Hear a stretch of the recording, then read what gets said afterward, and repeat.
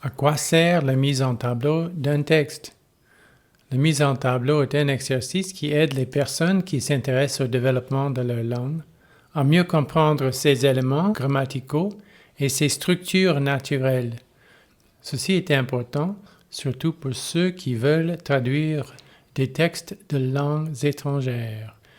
On peut comparer les langues aux moyens de transport.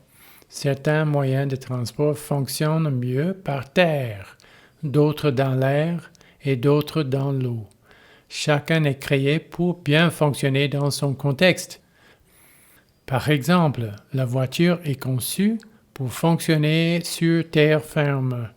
Elle a des pneus ronds parce que ceux-ci permettent un déplacement facile sur une surface solide.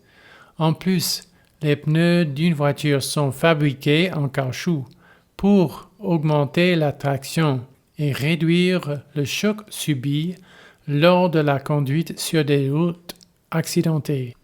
Les voitures ont aussi des moteurs qui alimentent les roues. Une voiture a besoin et de roues et d'un moteur pour transporter des marchandises et des personnes de manière efficace et sécurisée. Les bateaux sont conçus, eux aussi, pour transporter des marchandises et des personnes. Tout comme les voitures, les bateaux performants ont des moteurs, mais contrairement aux voitures, les bateaux n'ont pas de pneus. Pourquoi pas? N'est-ce pas parce que les bateaux sont conçus pour se déplacer sur l'eau? Avoir des pneus dans l'eau serait plutôt un handicap au lieu d'être un atout, de la même manière que manquer de pneus est un handicap par terre. Pour bien fonctionner dans l'eau, au lieu des pneus, les bateaux ont besoin d'une coque lisse et solide. Malgré leurs différences, les camions et les bateaux peuvent transporter les mêmes chargements.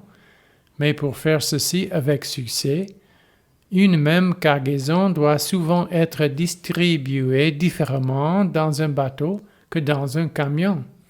Si on accepte que les moyens de transport soient comparables aux langues, on peut dire que les chargements transportés par ces moyens sont comparables au sens communiqué par le moyen des langues.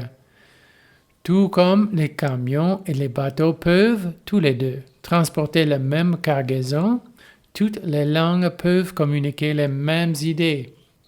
Mais comme les éléments d'un chargement doivent souvent être reconfigurés en changeant d'un véhicule à un autre, les éléments d'un message dans une langue doivent être configurés différemment quand ils sont exprimés dans une autre.